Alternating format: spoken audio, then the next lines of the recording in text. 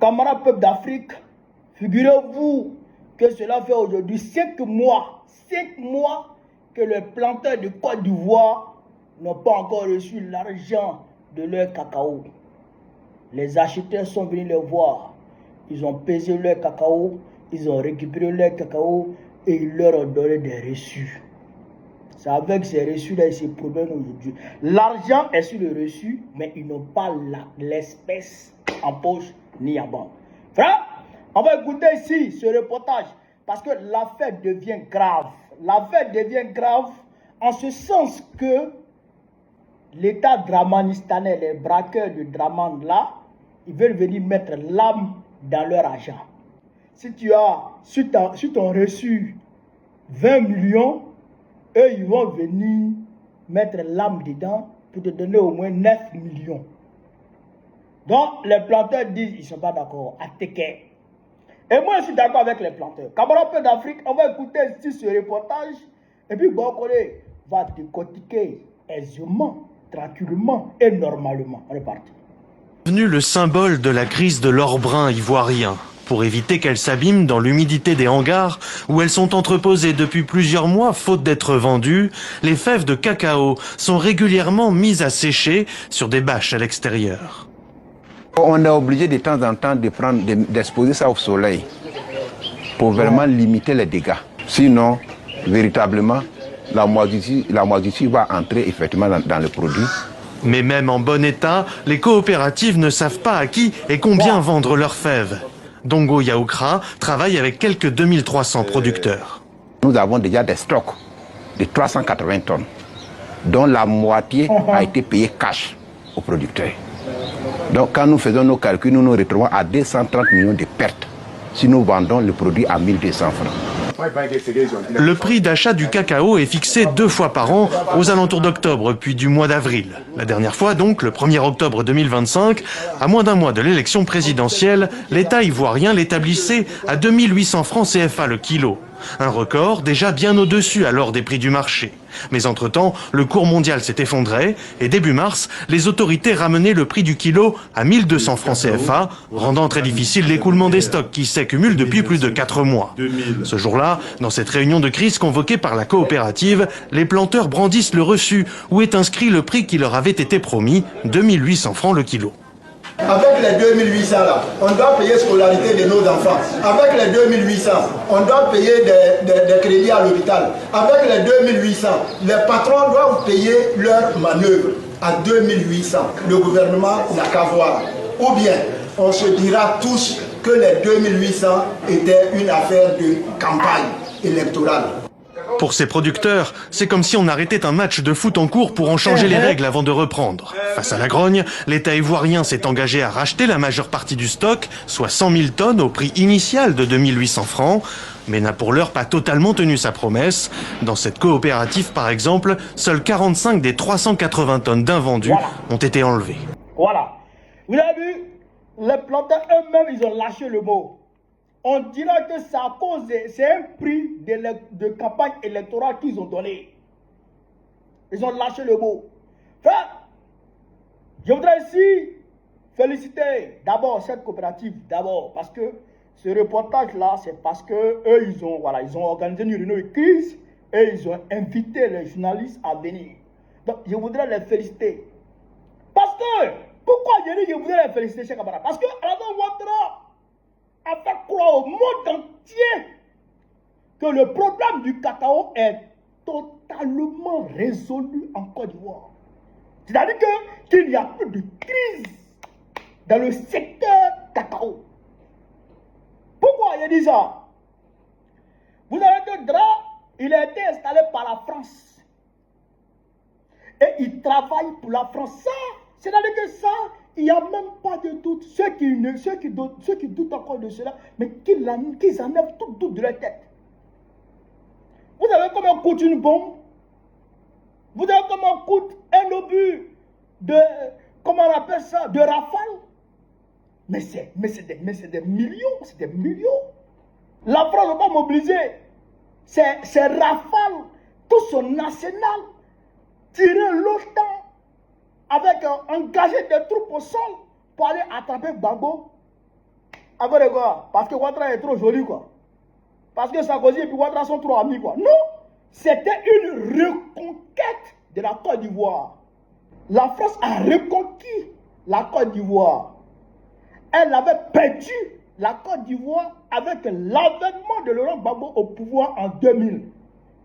Elle a combattu Laurent Gbagbo pour récupérer la Côte d'Ivoire et elle est arrivée à ses fins en avril 2011. Donc la Côte d'Ivoire aujourd'hui appartient à la France. Ça, il ne faut pas avoir de doute sur ça. Non, il ne faut pas avoir de doute sur ça. C'est pour eux. Côte d'Ivoire, ce n'est pas pour nous, c'est pour eux. Donc Dra devra aller rendre compte à Macron concernant la crise cacaoyère. Alors qu'est-ce qu'il faut faire pour pouvoir se donner? C'est-à-dire que les arguments, eh bien, il a décoré, parce qu'il est parti le 18 en France. Il a décoré Bruno Nabanyo Koné, son gendre, le mari de sa nièce, qui est maintenant ministre de l'agriculture de la Côte d'Ivoire. Il a décoré Bruno Nabanyo Koné, écoutez ici, Bruno Nabanyo Koné élevé au grade de commandeur dans l'ordre du mérite agricole. Il a été nommé hier. En même temps, il a été élevé au grade de commandeur de l'ordre du mérite agricole. Même Adjouen n'a pas reçu ça. Donc, automatiquement, ça veut dire pourquoi on le décore? Eh bien, on le décore parce que, mais si tu décores un militaire, c'est parce qu'il a mené des batailles, il a gagné des batailles. Ouais, c'est pas ça. C'est pour récompenser ses efforts. Ouais. Donc, ici, qu'est-ce qu'on récompense chez Bruno Nabanyo Koné? On décore Bruno Nabanyo Koné pour avoir remédié, d'accord, à la crise du cacao en Côte d'Ivoire. Donc, c'est des arguments que Drage recherche avant d'aller convaincre Macron pour dire qu'il n'y a plus de problème. Parce que le problème du cacao là, ça agace beaucoup Macron. Ça agace beaucoup Macron. Parce que le cacao de Côte d'Ivoire là, mais c'est vrai que c'est la France qui gère, ça appartient à la France. Mais il y a beaucoup d'autres puissances dans le monde qui dépendent du cacao de Côte d'Ivoire. On est premier en cacao au monde. Donc, tous ceux qui touchent au chocolat, c'est que tout pays qui détient une entreprise de chocolat en Côte d'Ivoire, dans son pays, qui détient une entreprise de chocolat, d'accord, est concerné directement par la crise cacaoyère en Côte d'Ivoire. Ça, c'est une chose qui est claire. Tout pays qui a une entreprise de chocolat, d'accord, est directement concerné par la crise du cacao en Côte d'Ivoire. Puisque c'est la matière première. S'il n'y a pas de cacao, l'entreprise ne va pas tourner. Et si l'entreprise ne tourne pas, on sera obligé de renvoyer des citoyens de ces pays-là qui travaillent dans ces entreprises. Donc ça crée un problème. Donc tous les pays ont un regard sur le cacao de Côte d'Ivoire. Alors donc il faut qu'Audra aille dire à Macron ce qui se passe. Vous comprenez ça? C'est pourquoi ils ont tenté de bâillonner Kone Moussa et Kanga. C'est pourquoi ils ont tenté de bâillonner tous les syndicats et ils ont fait appel à ce syndicat-là, OIA, Organisation interprofessionnelle agricole de Côte d'Ivoire. On va écouter ici le Waworo qui lève fait des présidents dans ce syndicat qu'ils appellent OIA. On va écouter ici le Waworo. Et puis Waworo va décortiquer. Le président de l'OIA qui a animé ce mardi un point de presse. Une occasion pour lui d'inviter les producteurs à rester sereins et à faire confiance au gouvernement. On tient à dire à nos coopératives, les planteurs, que le gouvernement s'est engagé à respecter leur engagement vis-à-vis des producteurs. Les 100 000 tonnes qu'ils ont promis d'acheter, ils vont respecter leur engagement, ils vont acheter dans notre main. Depuis le début de l'opération d'enlèvement, l'OIA a déchargé 12 000 tonnes. Un comité mis en place par la primature va faire le suivi pour la bonne exécution de cette opération. Vous avez compris? C'est ceux-là, c'est avec ceux-là que les Draman travaillent. OIA. Le président s'appelle Diakité Isiaka. Mais c'est des pantins. C'est que c'est un syndicat qui a été monté de toutes pièces par Dramane Ouattara et ses gars. Pourquoi il dit ça? L'Organisation interprofessionnelle agricole de la filière café-cacao en Côte d'Ivoire, créée en août 2025 et officialisée en décembre 2025. Leur organisation là, ça a été créé en août 2025 et officialisé en décembre 2025. C'est-à-dire que 2 mois après le début de la campagne, octobre, novembre, décembre, je dirais 3 mois, à peu près 3 mois après le début de la campagne. Pourquoi? Parce que quand ils ont senti qu'il y a un problème dans le milieu du café-cacao et que les syndicats avaient commencé, les syndicats véritablement indépendants comme les Kone Moussa et les Kanga là, ont commencé à donner de la voix, automatiquement ils ont sorti, d'accord, de placard cette organisation de pantins pour montrer, pour afficher ça aux yeux du monde, pour dire que c'est avec cette organisation-là qu'on travaille, qui regroupe les syndicats, et les planteurs et aussi des acheteurs. C'est avec ceux-là que l'État travaille. Donc eux, ils se disent que ça va. Eux, ils disent que voilà, eux, ils disent que ça va. Eux, ils disent que oui, tout va bien dans le secteur comment on appelle, du café cacao. Donc, en réalité, tout va bien. Alors, vous comprenez? Alors, vous comprenez ça? Et ça, c'est le fils de la femme de Dra, Loïc Folorou, qui a créé, qui a monté tout ça de toutes pièces. Vous comprenez? Donc, le fait que vous, que ce syndicat-là, et cette coopérative-là, fasse, d'accord, ce point de presse, je dirais ce reportage, ça les prend en contre-pied total. Ça les prend en contre-pied total. Et donc, ça les met en porte-à-faux vis-à-vis de ce qu'ils vont aller dire là-bas à Macron. Vous comprenez ça? Vous allez voir, ils vont venir s'acharner, d'accord, sur cette coopérative. Mais nous sommes là. Nous sommes là. S'ils viennent s'acharner sur vous, nous sommes là pour vous défendre. Nous sommes là pour vous défendre. Parce que vous ne pouvez pas dire que vous allez enlever 100 000 tonnes de cacao. On vous a dit qu'il y a près de 700 000 tonnes. Vous avez dit c'est faux. Vous avez dit qu'il y a 100 000 tonnes. Donc, dans les 100 000 tonnes, vous donnez connaissement, d'accord, connaissement de 40 000 tonnes.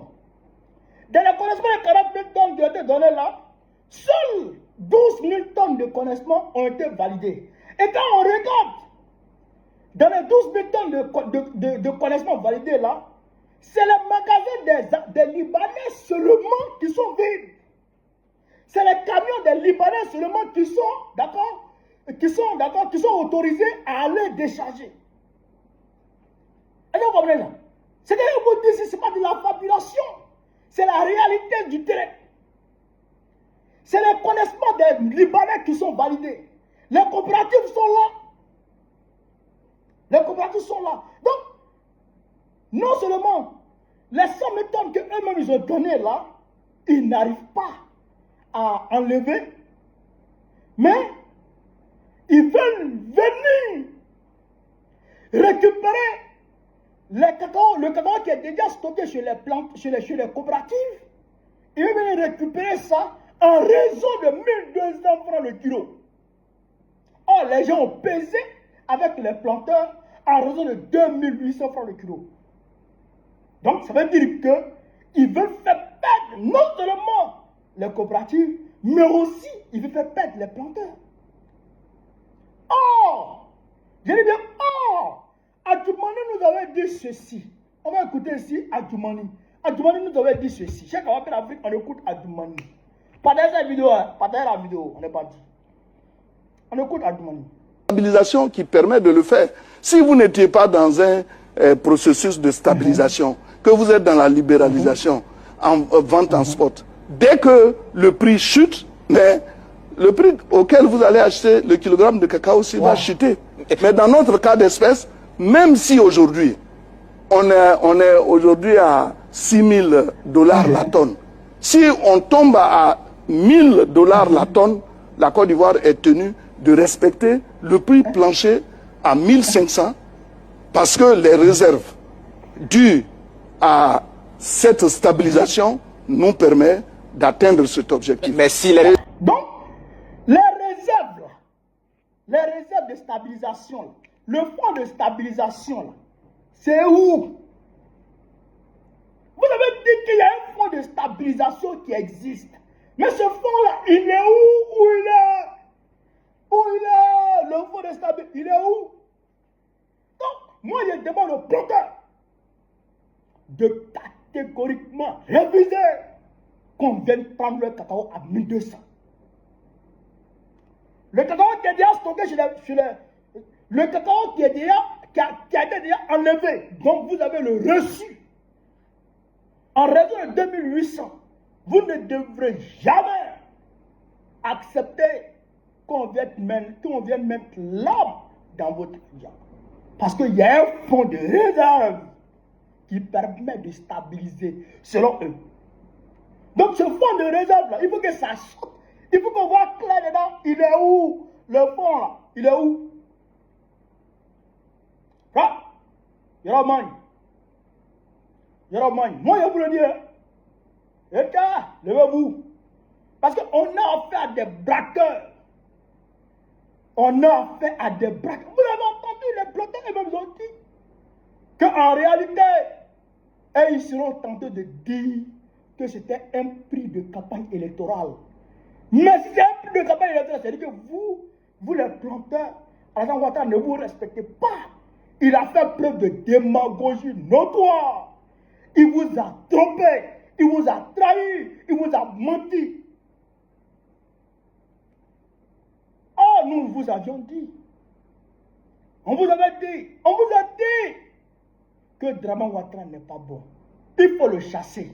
Mais ce jour-là, comme il vous a donné un prix, donc vous dites non, nous les planteurs, nous on est à politique. 5 millions de personnes qui sont engagées, d'accord, qui dépendent, d'accord, du café cacao en Côte d'Ivoire. 5 millions de personnes.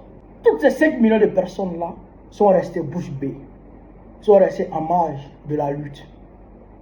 Voilà maintenant ce que nous combattions est en train de vous arriver. On l'a dit.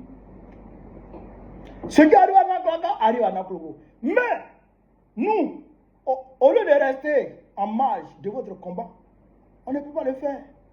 Puisque nous luttons. C'est-à-dire que l'essence même de notre combat, c'est le bien-être du citoyen ivoirien. L'essence de notre combat, c'est le bien-être du citoyen ivoirien. Donc quand le citoyen ivoirien souffre, nous souffrons. Quand le citoyen ivoirien souffre, nous souffrons. Quand le citoyen ivoirien est brimé, est torturé, nous sommes tenus de nous lever pour faire face à cette injustice. Et c'est ce que nous faisons. C'est notre travail qui est là. C'est ce que nous faisons. Voilà ce que je voulais vous dire sur cette vidéo. Sur ce, vive l'Afrique libre, vive le panafricanisme, vive tous les pays panafricains, vive l'AES, Babo président du Côte d'Ivoire très prochainement. Inch'Allah, on est ensemble les gars, merci.